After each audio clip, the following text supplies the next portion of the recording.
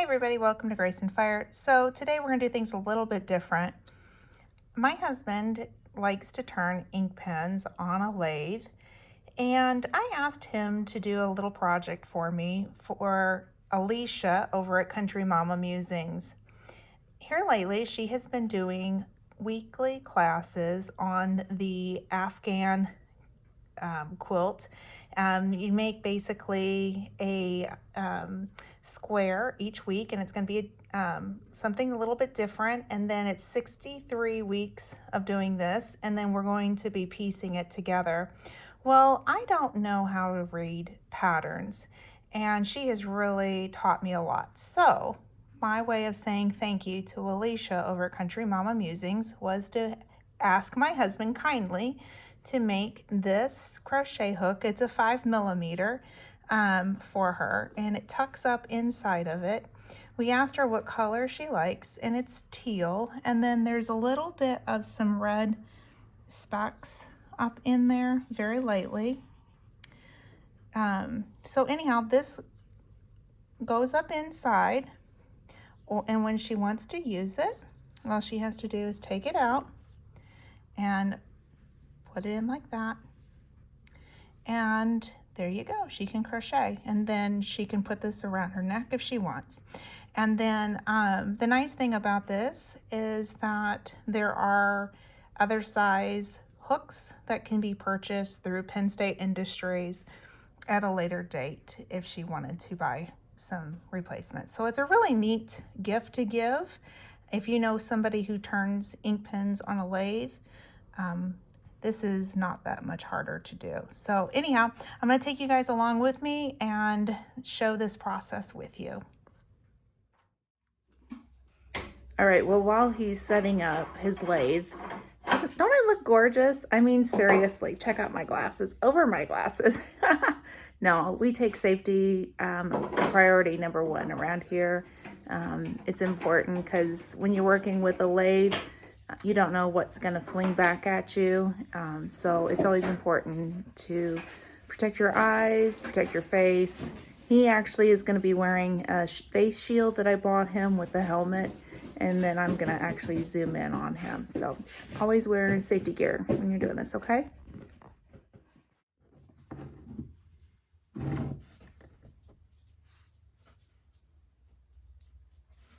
So what are you doing? Making Alicia a special gift. Yeah? And making Glenda one too. All right. That's really pretty.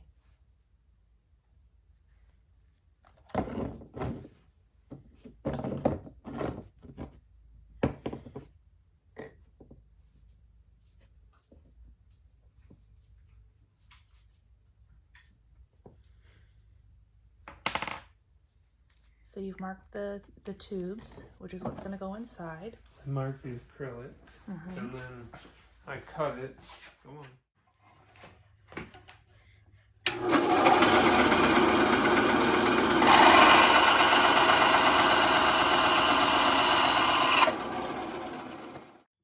Okay, babe, I've got a question for you. Mm-hmm.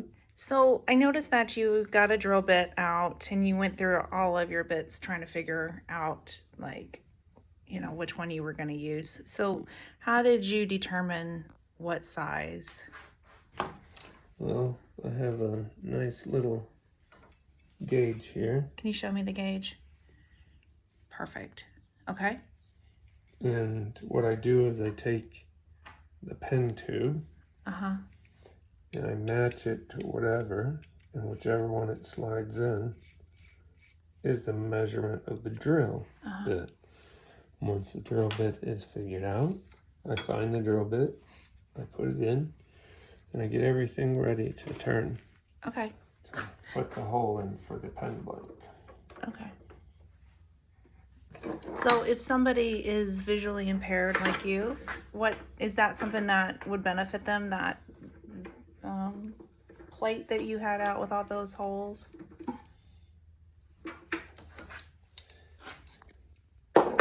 It could, but you would have to magnify a little bit.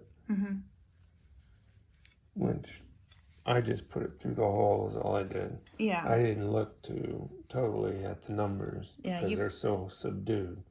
So I just put it through the hole, and whichever drill bit matched that hole. Yeah. That's smart. That's the hole I need. But they do have numbers on them. I try not, I mean, it's hard for me to see them, so I just put it through. So what adaptive equipment are you using as you're doing this? Adaptive equipment. For your lathe work. So you've got your magnifying glass. I have my magnifier. Right here. Yep. A lot of it is few. And then I have a gauge. Oh yeah, I forgot about your gauge. Gauge has numbers. Right now, of course, it's at 0, but it's not really 0. Right. This is a 9.35, and what you do is you usually take like a natural pen, and you go off of that. Okay. For this, we use my crochet hook. Yeah. For this, I use the crochet hook to figure it out. But for the most part, for the ink pens and stuff, I have the number because I've turned so many. So I know the gauge and where to gauge it at when I roll the ball. Right. And you went to the Western Blind Rehab Center in California to learn how to do this. Yep. Which is really awesome. It's a neat program for veterans who are legally blind. And legally blind doesn't mean that your vision is completely shut off. There's different visual acuities for different people. So you can see within 4 feet. Oh, sorry. Hang on. So anyhow, so you can see within 4 feet. So you have some vision. But for somebody who doesn't have full vision, they can still do something like this because there is a way to do this safely with adaptive equipment. Yes. Which is really an awesome hobby, I think. And so what we're wanting to do with this video is to share that in the word disability is the word ability, and you have the ability to still do the things you enjoy.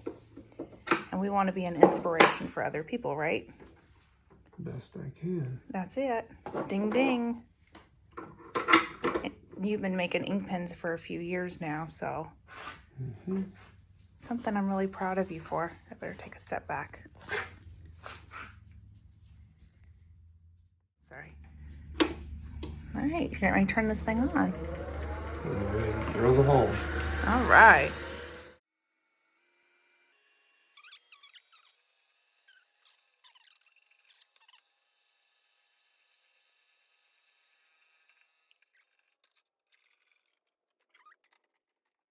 So what you gotta do is you just gotta rough up the tube a little. Oh, yeah. Not a whole lot. Just give it like little spurs so it'll help with when the glue sticks. Oh, yeah. And give it that extra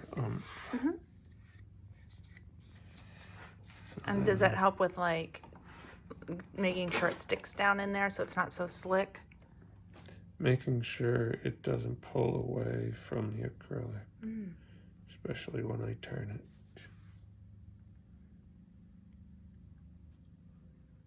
You can use different types super glue. Super glue is basically a form of a CA glue. Oh, okay. And it's an adhesive, and what I do is I got activators.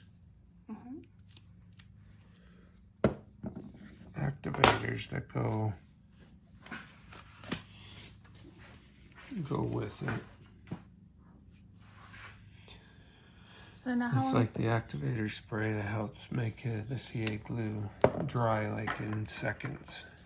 Oh, in seconds. Okay, okay. So do you like spray that now or do we just wait? I spray that when I do the ending toward the ending of the acrylic. Because what I do at the end is I take CA glue. Let me see. Can I see? That's Take CA CA glue. Uh-huh. And I go over the acrylic once it's turned down to give it an extra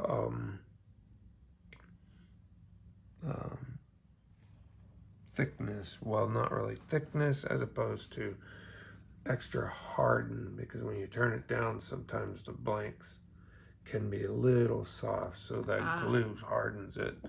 If you have bubbles in it and you have air pockets that happen, use CA glue to cover those bubble holes. Oh, okay. That's how you do it all. So now how long are we waiting for that glue to dry before you It's turn? super glue. It dries real quick. I just let it dry because It's smart. if it doesn't, the tube will pull out when it's on the lathe as it's turning. And if this doesn't spin, that means that the glue didn't set right on the tube. Great tip. Okay. So now we're going over here to put it on? Yep. Oh, okay. You have different sizes of these. These are your bushings, is what they call it. What's a bushing, honey? These are your bushings. Oh, I never would have known that. Okay. You got your different sizes. These ones go with the size of a blank of this. Okay. Then you got all these other ones down here that are different sizes, and they go with different pens that you make or projects that you make on the lathe. I like the way that you've got that organized. That's really nice. And then you've got like different ink pen names, like bullet style bushings. So a bullet style is like for a bullet ink pen. It looks like a bullet. Yeah, it does. I know what he's talking about when he says that. And then let me see here. What's the other one? A normal bushing. So that's for like the regular. These are normals.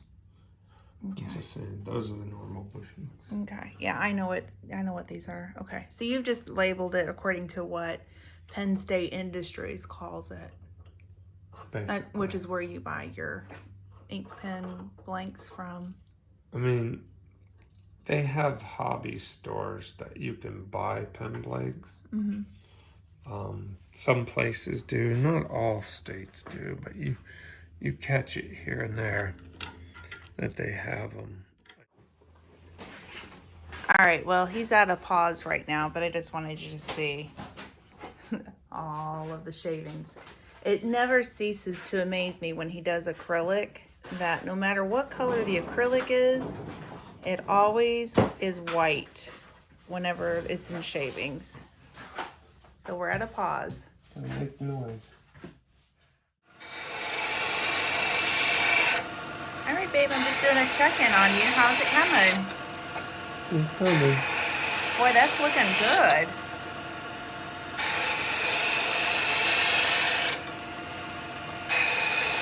So pretty.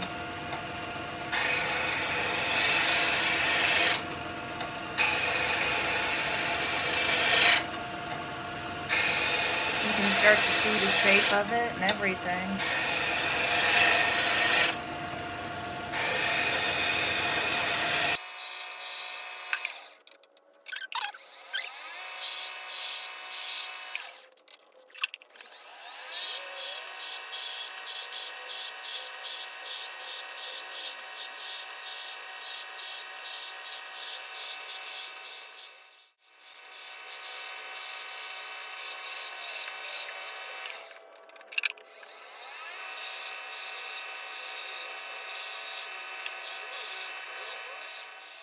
Bending it instead of using the tool so I can gauge better.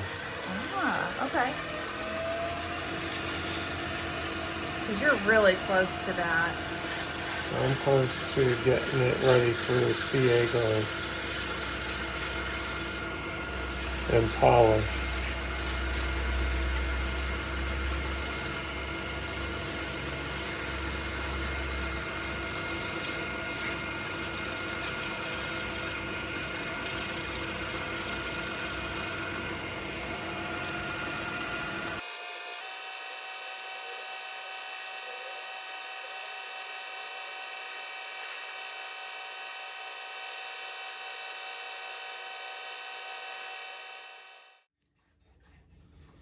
Well, at this point, you have gotten it down to pretty much the size that you wanted. So now what are you doing?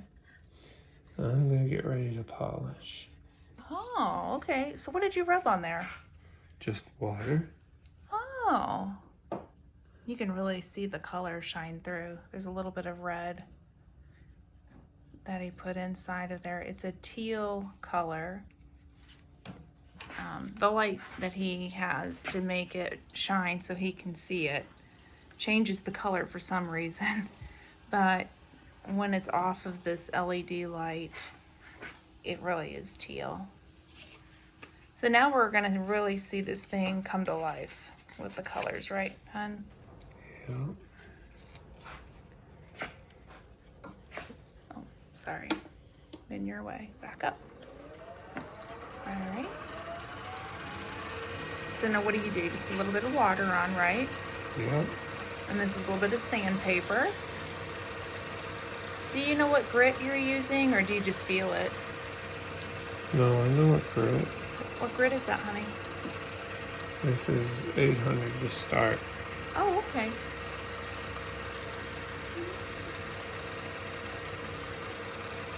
Start with 800, then I go up to 1,000, then I go up to 1,500, then I go up to 3,000. Oh, okay.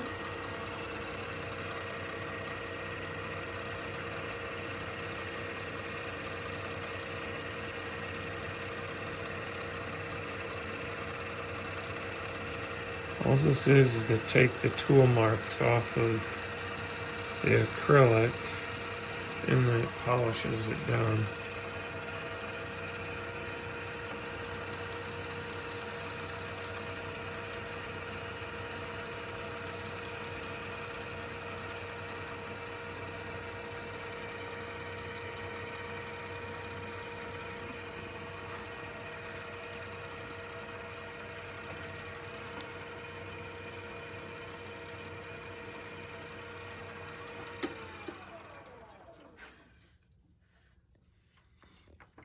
Sorry, I'm in your way.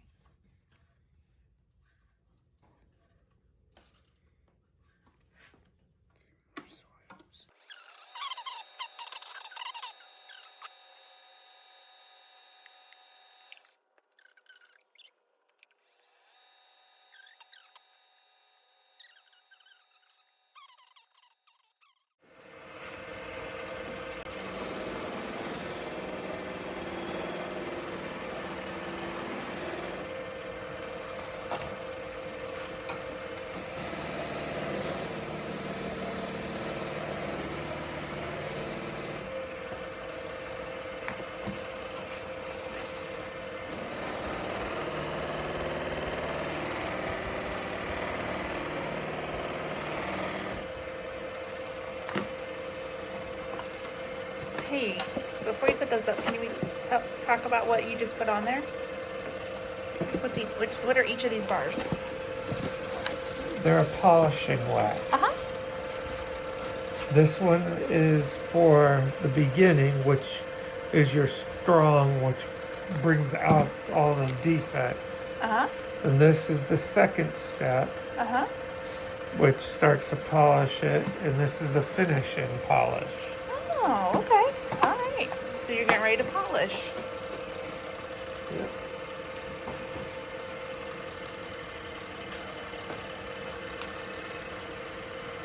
So now you have a tool that you created, or did you buy this? No, I created this tool for this specific purpose. Okay. Awesome. So we have Alicia's Yeah. on there. I always do orange or brownish or whatever it is first. And I always spin to keep moving it. Oh, wow. I don't know if it's picking up on the camera, but I can really see the colors coming out.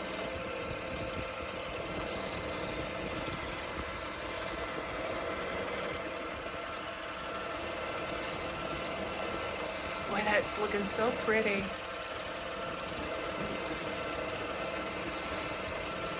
This is where the prettiness comes out, huh? Where it starts to sparkle and shine. Start to polish.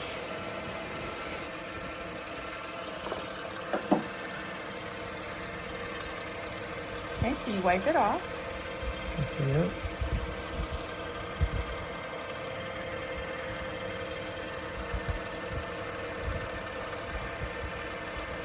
And so that's just to make sure that there's no excess down in there? Basically.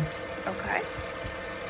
And then for those who are curious, this is the tool that he created.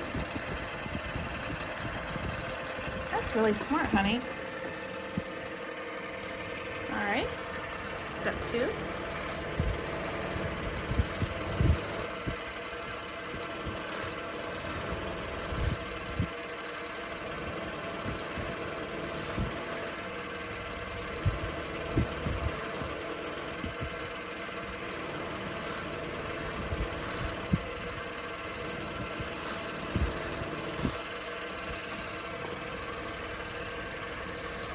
So now you're just wiping it off again.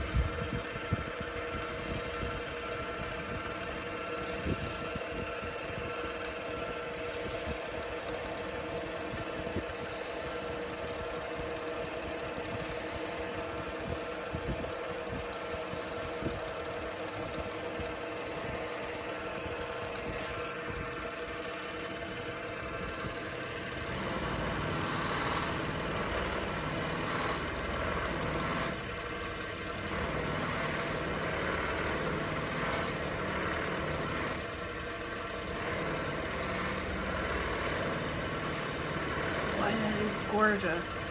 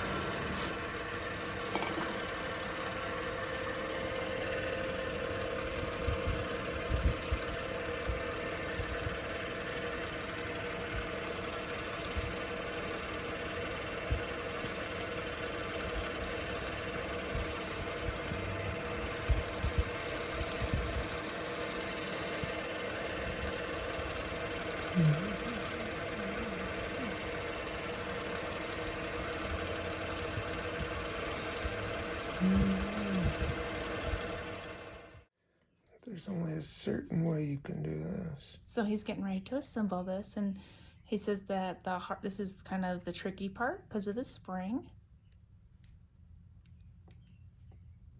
Okay.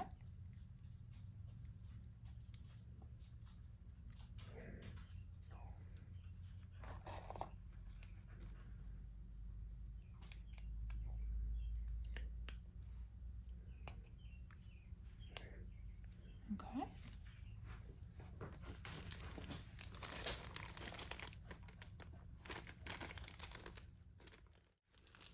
All right, so you're gonna stick the crochet hook in there.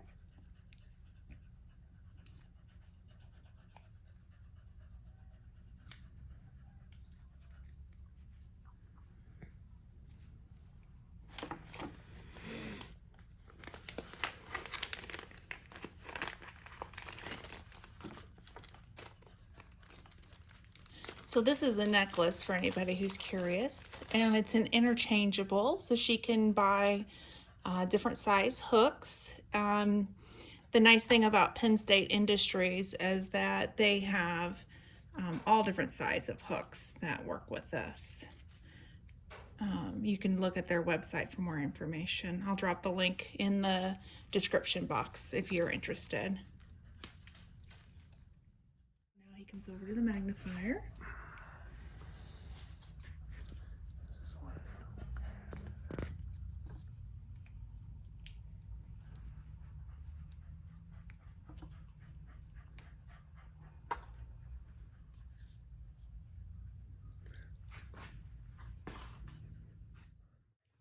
Alicia, here is your crochet hook.